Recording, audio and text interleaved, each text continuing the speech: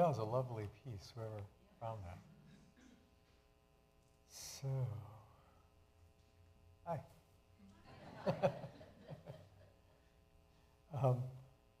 You ever get the feeling people are waiting for you to do something? Ever get the feeling God's waiting for you to do something? So, my talk today is called Enter the Sanctuary. And that's what this room is called at the church. This is called the sanctuary. And I don't know if you ever think about that, but I looked up the definition of sanctuary, and some of it was expected. It's a consecrated place. Well, this certainly is that. It represented the Holy of Holies in the ancient temple. So that was the early sanctuary in the Jewish Christian tradition. It's a place that has an altar, which is, again, kind of fitting. Our altar is a little different. It's a place of refuge. Some of you probably have noticed that here. And this is an interesting one that you don't maybe think of very often. Sanctuary is also a place where you have immunity from law, as in requesting sanctuary from somewhere. And we may not think about that much here because that's not something we, thank goodness, have had to do. But if you think about it in another way, so many religious teachings are centered on what they call the law. And it's all about doctrine. And you have to believe the right thing. That's what orthodoxy means, is right belief. And so in an actual sanctuary, that's irrelevant. You're immune from that. You're immune from doctrine. You're immune from law. You're immune from what you should do. You're immune from any books you have to read. The sanctuary is not about that. It's about having a direct experience. So the sanctuary itself, the original one, is called Mishkan in Hebrew. And Mishkan means sanctuary. But literally, the base of that word, all Hebrew words have what's called a shorish. It's a root letters that form that word. And the root word of Mishkan means to dwell, the place where you dwell. It's exactly the same root as a word you may not be familiar with called Shekinah.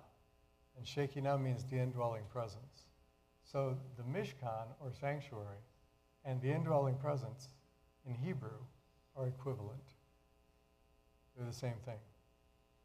So I want to read you a really short story, and then I want to talk a little bit more about sanctuaries.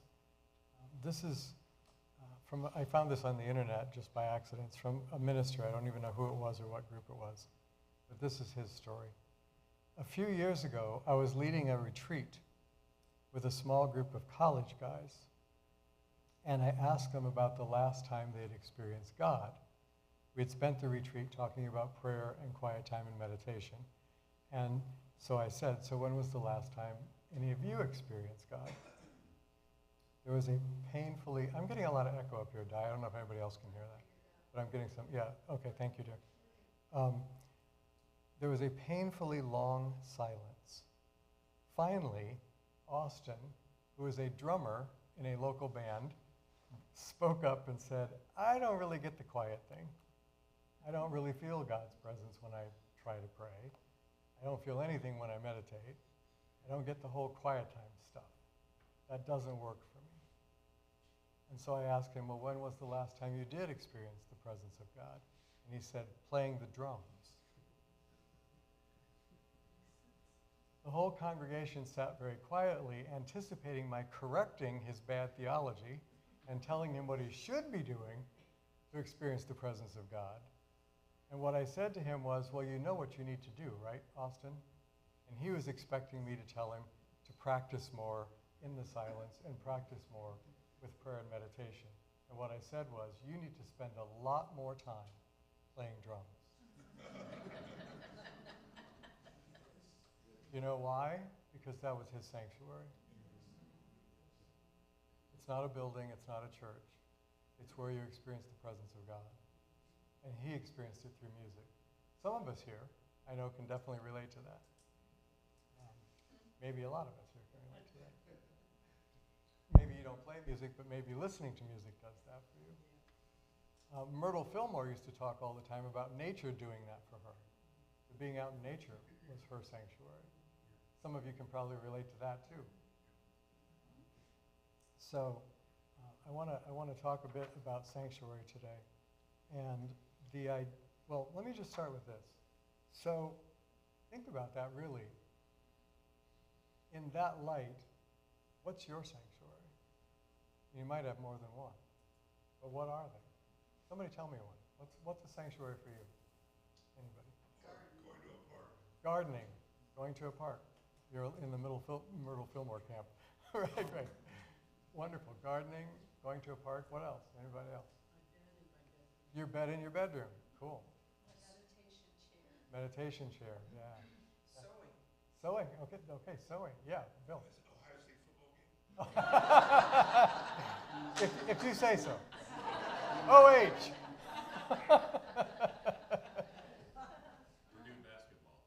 Purdue basketball. Uh-oh. I didn't hear the other one over here. Oh, IU football. There you go. Right. So, we laugh because we don't traditionally associate those things with spiritual stuff. That's part of the problem. We don't experience everyday life as spiritual stuff. Everyday life is spiritual stuff. And when we separate our everyday life from what we think is our spiritual life, we end up carrying this division in our consciousness of, oh, this is holy and spiritual, and this isn't. And God doesn't make that distinction. God looked at the whole creation, not the spiritual corner of it, and said, this is good. So,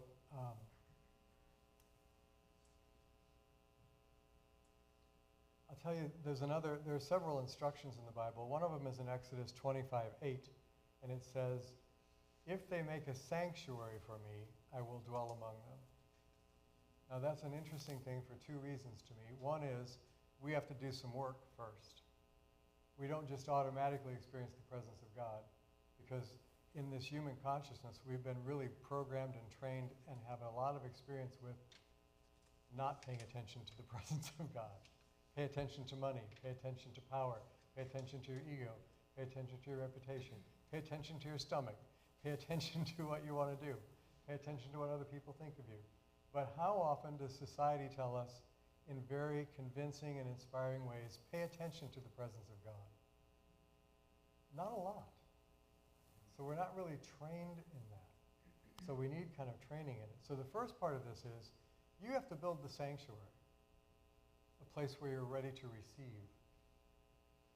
And then God will dwell among you. Now the other interesting thing is, this is used in the New Testament too, where Jesus says the kingdom of God is among you, Luke 17:21.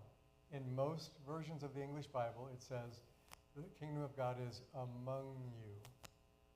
It's the same word that's used here, and it can mean among, but the literal, in this case, I'm always talking about symbolic stuff in the Bible. In this case, the literal meaning of the word that's translated as among is within. So I'm going to read this again.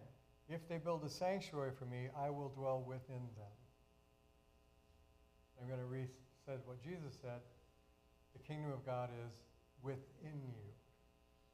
That's the actual meaning of the word in Greek and in Hebrew. So your sanctuary, wherever you find the presence of God, is a sanctuary for you. And all of that, if it's the IU games, if it's the Ohio games, if it's sewing, if it's walking in the nature, if it's your garden, if it is nobody said meditation or prayer. Did you notice that? Not one person in the whole church said prayer and meditation. So I think we have a little more work to do. But I'm hoping that gets in there somewhere for most of it. But wherever you experience it, if it's in a game, if it's in sewing, if it's in playing music, wherever you're experiencing it, where you're actually experiencing is not out there in the game and is not out there in the music. It is in your consciousness. Isn't it? So where is really your sanctuary? It's in your consciousness. Or it's not. And that's a choice that you make. And you have to put some effort toward that. Because it's sort of like if you can imagine that there is a doorway to this wonderful space in your consciousness. And in that space, you actually can have an experience of God. Not think about God, not read about God, not wonder about God, experience God, which is not the same as thinking about.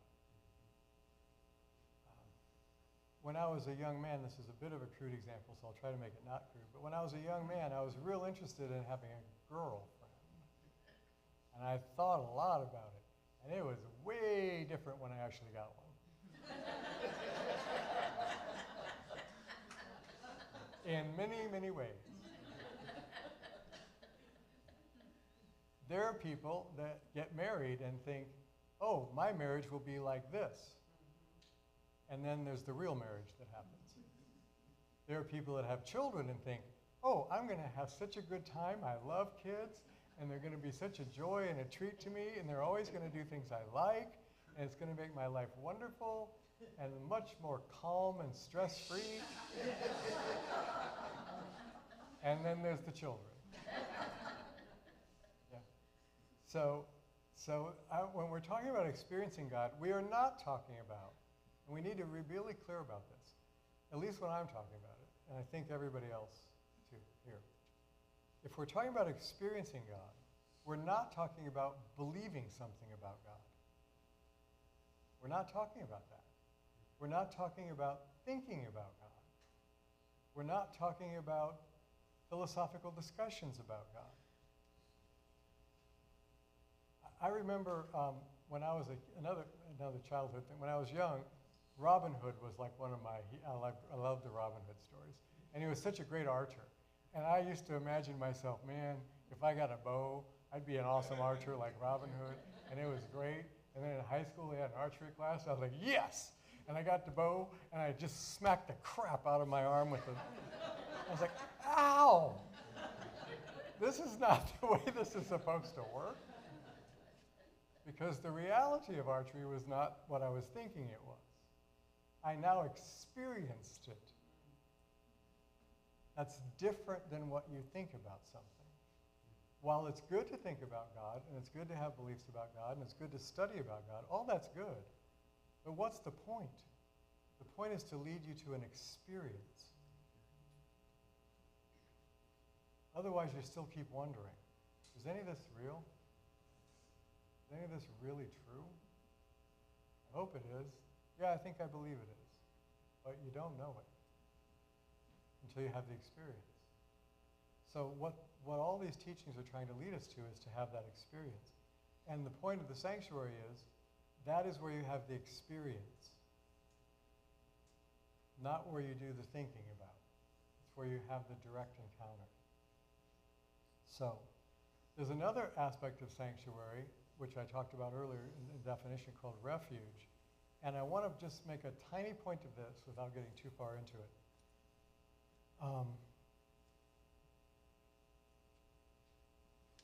I know so many people these days, meaning this current era we live in, that are really, really, really upset about things going on in the world.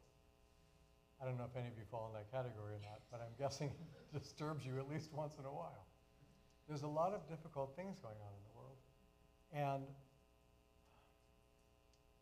so I want to read you something else. This is from the Bible. It's from a psalm, but not one written by David, one written by Asaph. And it's the 73rd Psalm. I'm going to read you part of that in a minute. So what I want to say is that sometimes there are things that goes on in the world around us. Like Michael's reading today from this morning about what happens in the world is always going to be in flux and changing, and I can't control all of that. So I counterbalance that with my spiritual practices of prayer and all these other things. That reading ties into what I'm talking about. if you really are disturbed by what's going on in the world, there's a couple things you can do about it. One is you can rant and rave and get angry and hate everybody who doesn't think the way you do, and shout about it and blame the guy that you like to blame the most, or the party you like to blame the most, or the person you like to blame the most, or the group you like to blame the most. And that's what everybody would like you to do, because it supports their cause if you're on their side. And if you're not on their side, it also supports their cause because you give them an enemy to be against, and that supports their cause. Or you could not do that. You could double up on your spiritual practices of prayer and meditation and forgiveness and acceptance. This is now like when David was around. So this is like 1000 BC. This is a long time ago. And the world was so troubling that Asaph was so upset that he couldn't figure it out. And he didn't know what to do with himself. And he said, I have tried and tried to understand why the wicked are allowed to prosper. Does this sound like anything you've ever asked yourself? It is too difficult a task. I cannot understand it. So I went into your sanctuary. And there, my God, I finally understood that there is a destiny for the wicked beyond my hands. And I felt peace. So when you enter into that sanctuary, it can be a place of refuge where those troubles aren't oppressing you anymore. And where you begin to realize it's not in your hands, but it is in God's hands. And we seem to be really good at trusting God when things go the way we want. It's the same God when things are going the way we don't want. And yet we change how we feel about it. Well, God was really good yesterday, but today he's really screwed up. And I'm not talking to him until he fixes it. I know, but you know what?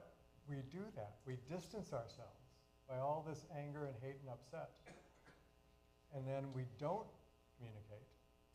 And then we get more upset and more estranged. So when you are upset, come back to all those practices that help you wake up and connect to that sanctuary in you. I want to share a few more things about what the Fillmores said about all this. So is what I'm saying in line with the Fillmores at all? It's in line with Judaism for sure, but how about Fillmores? So here are some definitions of sanctuary from the Fillmores.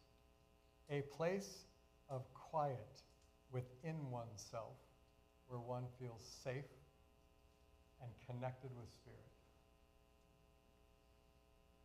A sanctuary is a quiet place within oneself where one feels safe and connected to spirit. This is another Fillmore definition. It is the place in our consciousness that perceives divine truth.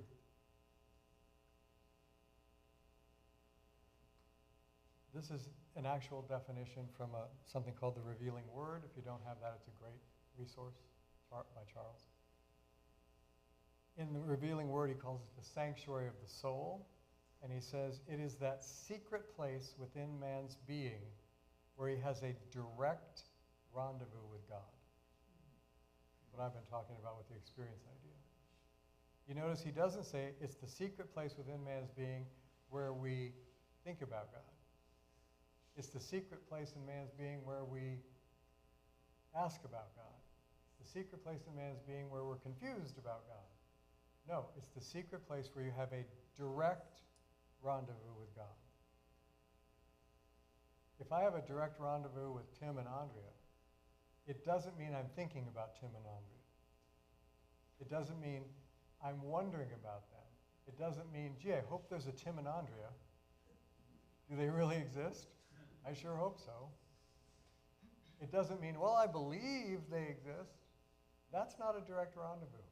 If we go sit down and have lunch together face to face and we're talking, that's a direct rendezvous. So we want an actual experience of the divine, not just hearing about it. This is from Psalm 27. This was by David. I only ask one thing from the Lord. This only do I seek, that I may dwell in the sanctuary of the Lord all the days of my life, that I may gaze upon the beauty of the Lord within his temple. For I know that in days of my trouble, he will keep me safe if I am in his dwelling. Does that sound like something we could use? Because it does to me. So, and I don't know if you know this, but in the Jewish tradition, they have lots of prayers and lots of blessings and lots of things for almost any situation you can conceive of. They got a prayer or a blessing for it. And one of the things is, when you are afraid or upset, guess what psalm they tell you to recite? Psalm 27. One thing I ask of the Lord. One thing I seek, to dwell in his sanctuary. So now if we substitute that with what we're just talking about, that's the place in us where we can actually experience God. And that's what this is talking about. So I'm going to take another pause for a moment, and I'd like you to think about where you are right now. You're in the unity sanctuary, and that's nice, but more importantly, are you in your sanctuary? Have you dropped all the other outside worldly stuff when you came through those doors, and did you come into the presence in here? Because if you didn't, it's not a worship service for you. It's just a room full of people. Some of whom you like, some of whom you don't know. But if you're in your sanctuary, then what you walked into here is the presence of God. And what you walked into here is a willingness to communicate with that presence. To have it communicate with you. To help you understand things you don't understand. To help you trust things you can't trust. To help you let go of things you can't release. To help you believe beyond any doubt that you are loved, just as you are right now. There is nothing you need to prove, nothing you need to do to demonstrate your worth, nothing that will increase God's love for you. It's already there. And that is the direct encounter. In the direct encounter with God, what we experience is love is not an idea. Love is not a nice thought or a comforting belief. Love is the real essence of life. It is the real essence of your identity. It is the real essence of God. It is the real essence that draws us all here. That's what we come here thinking, I want to see my spiritual community. I want to chat with my friends. I want to catch up with somebody. I want to hear some words that inspire me. I want to come learn some new ideas. I want to be entertained. We come with all these different ideas of why we come here, but really why we come here is we want to experience love. And we believe it's possible to experience it here. That's why we come. And one of the things that makes that possible for us to experience love when we come here is, will you share yours? It doesn't just come from nowhere. The love that's present here, or the love that's absent here, is because of our choice to share the love in us or our choice not to. And the more we do, the more love is present here. And the less we do, the less it is. And for thousands of years, Judaism was practiced in a tabernacle and then in a temple. And that was the holy place where they experienced the love of God. When that temple was destroyed in 70 AD and still is destroyed, there is no more temple. When that went away, Judaism had no holy place. It didn't. And so the rabbis changed everything and said, yep, you have a new holy place. And the holy place was your home. So is your home your sanctuary? When you're in your home, do you feel that presence of God? Are you willing to share your love with the people in your home? or you're only willing to share your selfishness and your irritation and your ego. This is weird, but I'm going to tell you a secret that is an embarrassing secret because it's true for me. And it might be embarrassing because I have a hunch it's true for some of you too.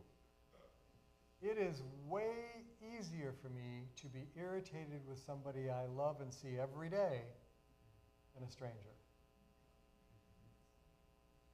I am intentionally nicer to people I don't know on purpose than I often am to people in my life. Because I take them for granted. They're just there. Plus, they know all my buttons and they push them pretty often. Some of you are familiar with this process. And that's annoying. So then my ego gets, hey. So one of the things that I'm in the process of relearning, I've learned it at different times and forgotten it, is that part of the idea of being loving, part of the idea of our kindness and compassion is, the test of that is not how we treat people out there. The test of that is how we treat people we live with every day, people we work with every day, people we see every day. How do you treat them? How do you speak to them? Do you speak to them as if they're annoying you, they're bothering you, they're interrupting you? If you're doing something important, how dare they want to talk to you right now? Or do you treat them with the same kind of love that we're talking about here? When you're interacting with your spouse or your children or people you love or people you work with, are they seeing your ego manifesting more often, or are they hearing God in you more often? Because we can make a choice. And when you start hearing yourself coming from that ego voice, because you can hear, you know it by now. You know, none of us need to pretend, I don't know what that voice is. Yes, you do. You have used it a lot. It's very familiar. And when it arises, you know darn well it's arising. So you can just give into it, or you can start going, oh, I'm going to make a different choice right here. I'm going to make a different choice. And you can even say, excuse me, I'm really caught up in myself right now, but give me a minute. I want to come back to the real me. Might take a second. And do that. So,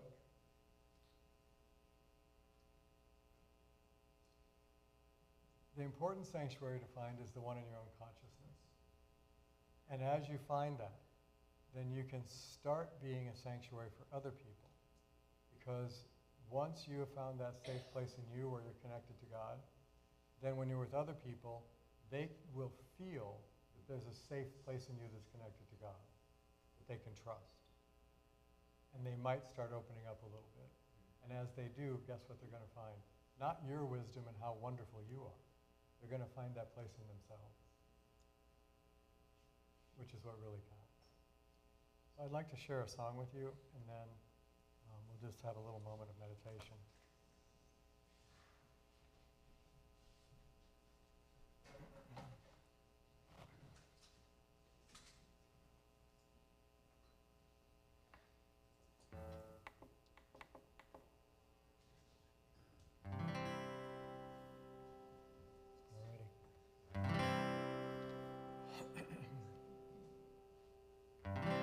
Just as we are, we come before you. Just as we are, we seek to know you. In all our joy and pain,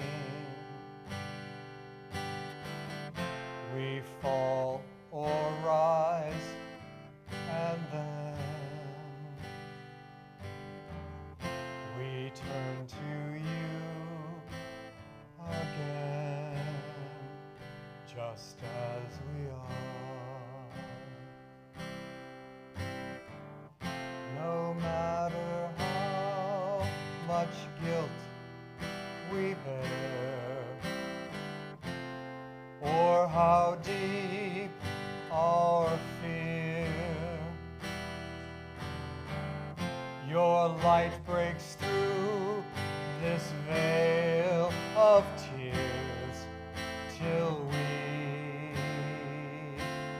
finally hear my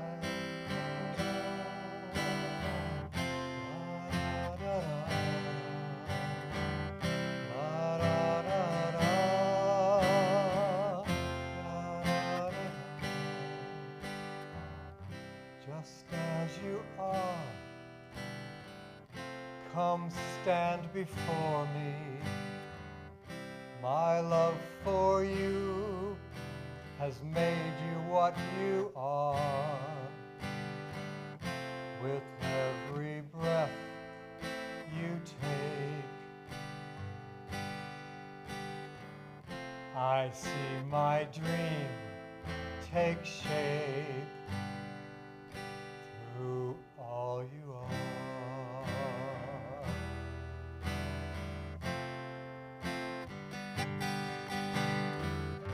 Just as we are, we stand before you. Just as we are, our hearts adore you, now and forevermore.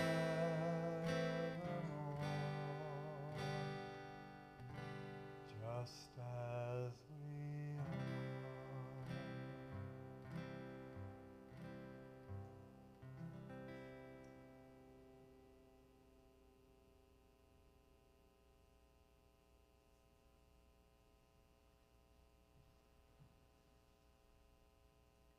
We just take this moment of quiet together in this holy sanctuary.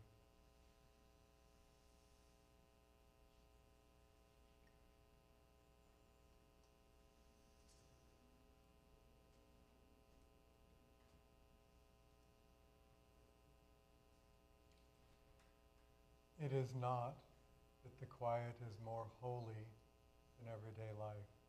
It is that in the quiet we remember the holiness of life.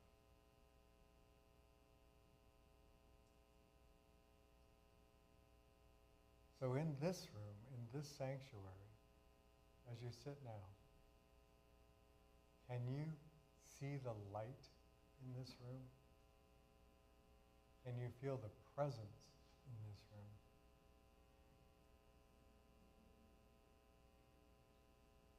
And do you feel loved in this room? Because if your answer is yes, that is the rendezvous with God opening up within your awareness. This is one more opportunity for you to know the truth of your being.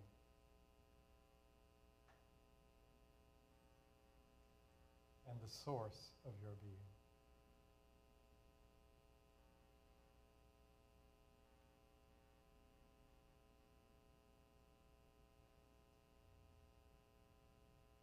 And if that is not what you're experiencing,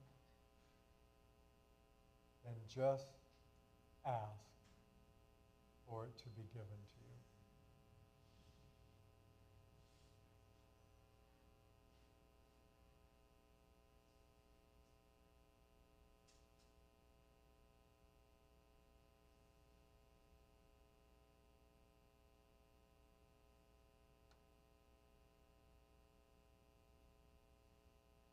When we encounter the true living God,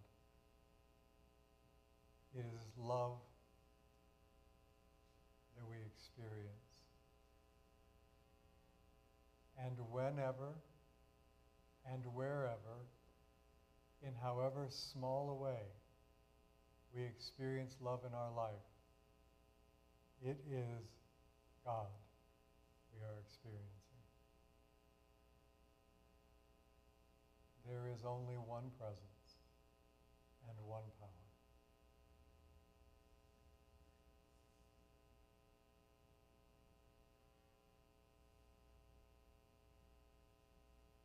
And the sanctuary within us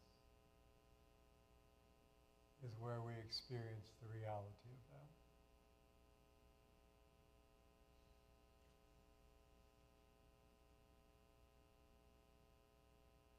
hopefully today you have entered that sanctuary.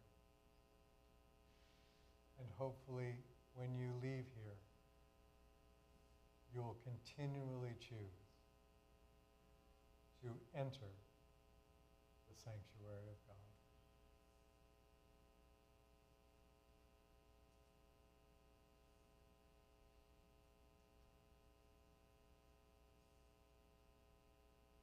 We thank you for this holy space, and we thank you for this wonderful community of souls, and for your living truth within us and among us. May we continually awaken to it.